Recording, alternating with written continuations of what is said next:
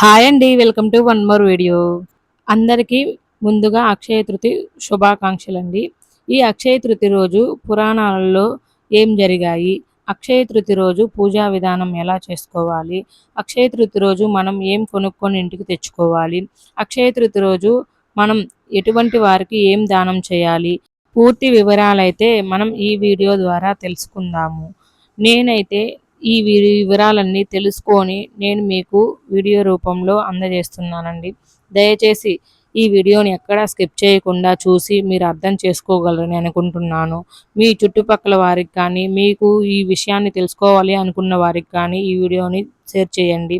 అలాగే ఈ వీడియో అంతా విన్నాక ఎలా ఉందో కామెంట్ రూపంలో నాకు తెలియచేయండి. నచ్చితే లైక్ చేయండి. ముందుగా అందరికీ అక్షయ తృతీయ శుభాకాంక్షలండి.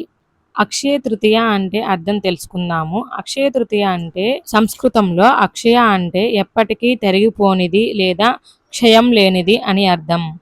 అక్షయ తృతీయ అనే పండగ హిందువుల పండగలలో అత్యంత పవిత్రమైన రోజు ఒకటిగా భావిస్తారు.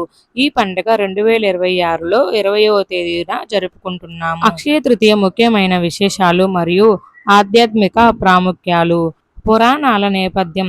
హిందువుల పురాణాల ప్రకారం పరశురాముడి జన్మదినం ఈ రోజేనే జరిగిందని భావిస్తారు.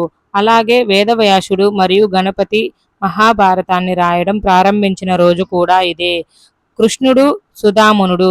పేద బ్రాహ్మణుడైన సుధామనుడు తన బాల్య స్నేహితుడు శ్రీకృష్ణుడిని కలిసి అటుకులు సమర్పించినప్పుడు కృష్ణుడు అతనికి అపరితమైన సంపదను ప్రసాదించిన రోజుగా పేర్కొన్నది.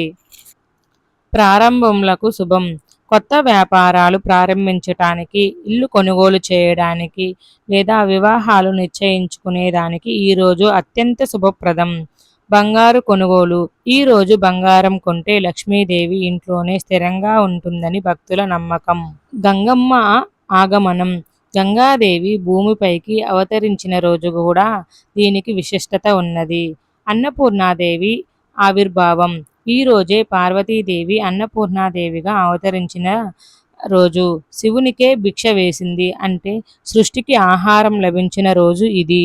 అందుకే ఈరోజు ధాన్యం దానం చేయడం లేదా పేదలకు అన్నదానం చేయడం బంగారాన్ని కొనడం కంటే ఎక్కువ ఫలితాన్ని ఇస్తుందని శాస్త్రం చెబుతుంది. అక్షయ తృతీయ పూజా విధానం. అక్షయ తృతీయ రోజు ప్రధానంగా లక్ష్మీదేవి మరియు విష్ణుమూర్తిని పూజిస్తారు. శుద్ధి. తెల్లవారుజామునే లేచి తలస్నానం చేసి ఇంటిని గంగాజలంతో శుద్ధి చేసుకోవాలి. ప్రతిష్ఠ. పూజాపీఠంపై పసుపు వస్త్రాన్ని పరిచి గణపతి, లక్ష్మీదేవి మరియు విష్ణుమూర్తి విగ్రహాలను లేదా చిత్రపటాలను ఉంచాలి. గణపతి పూజ. ఏ పూజ అయినా ముందుగా వినాయకుని పూజతో ప్రారంభించాలి. లక్ష్మీనారాయణ పూజ. అష్టోత్తర శతనామావళి లేదా విష్ణు సహస్ర పారాయణం లేదా లలితా సహస్రనామం వంటి పారాయణాలు చేయాలి. గంధం, కుంకుమ మరియు పువ్వులతో దేవతలను అలంకరించాలి. నైవేద్యం. పాయసం లేదా పొంగలి లేదా ఏదైనా తీపి పదార్థాన్ని దేవునికి సమర్పించాలి. మంత్రం. ఓం హ్రీం శ్రీం లక్ష్మీభ్యో నమః వంటి మంత్రాలను పఠించడం మంచిది. ఈ రోజున అక్షయ తృతీయ రోజు ఏ దానాలు చేయాలి, ఏ దానాలు చేస్తే మంచిది తెలుసుకుందాం. అన్నదానం. అన్ని దానాలలోకి అన్నదానం మిన్న. ఈరోజు పేదలకు ఆకలి తీర్చడం వల్ల ఇంట్లో ధాన్యానికి ఎప్పుడూ లోటు ఉండదని అర్థం. జలపాత్రలు. వేసవి తీవ్రత దృష్ట్యా నీరు నింపిన కుండల్లో లేదా చల్లని నీటి దానం చేయడం వల్ల అక్షయం కీర్తి లభిస్తుంది. పాదరక్షకులు. పేదలకు చెప్పులు దానం చేయడం వల్ల నరక బాధలు తప్పుతాయని, కష్టాలు తొలగుతాయని మన నమ్మకం. గొడుగులు. ఎండ నుండి రక్షణ ఇచ్చే గొడుగులను దానం చేయడం వల్ల పితృదేవతల ఆశీస్సులు లభిస్తాయి. వస్త్రదానం. నూతన వస్త్రాలు దానం చేయడం వల్ల ప్రకృతి సంబంధమైన ప్రమాదాల నుండి రక్షణ కలుగుతుంది. పండ్లు. ముఖ్యంగా మామిడి పండు వంటి కాలానుగుణంగా పండ్లను దానం చేయడం వల్ల లక్ష్మీదేవి అనుగ్రహం కలుగుతుంది. ఐశ్వర్యం మరియు వృద్ధి కోసం ఈ వస్తువులు దానం చేయాలి. బార్లీ. బంగారం కొనలేని వారు బార్లీ గింజలు దానం చేస్తే అదృష్టం వరిస్తుంది. ఉప్పు దానం చేయడం వల్ల లక్ష్మీదేవి అనుగ్రహం జీవితాంతం ఉంటుంది అని అర్థం. కుంకుమ మరియు తమలపాకులు.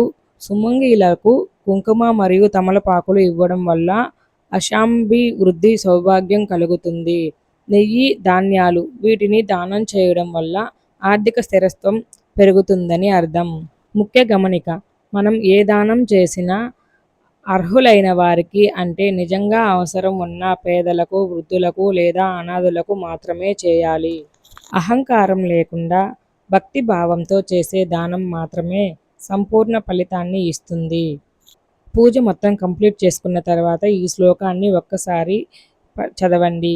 అక్షయ తృతీయే యత్కించిత్ దానముక్తం సర్వం తదక్షయం భవతి విష్ణులోకే మహీయతే.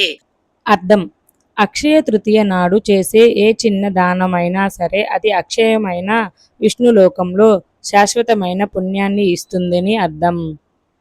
ఇలా అయితే అక్షయ తృతీయ రోజు ఈ శ్లోకాలను పఠిస్తూ పూజా విధానం చేసుకొని మనకి ఉన్న అందుబాటులో ఏ వస్తువులు అయితే ఉంటాయో వాటిని అర్హులైన వారికి దానం చేయడం వల్ల మంచి ఫలితం లభిస్తుంది.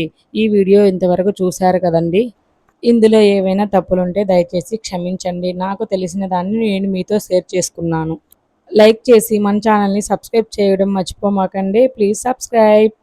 ఇప్పటి వరకు ఈ వీడియో చూసినందుకు అందరికీ ధన్యవాదములు.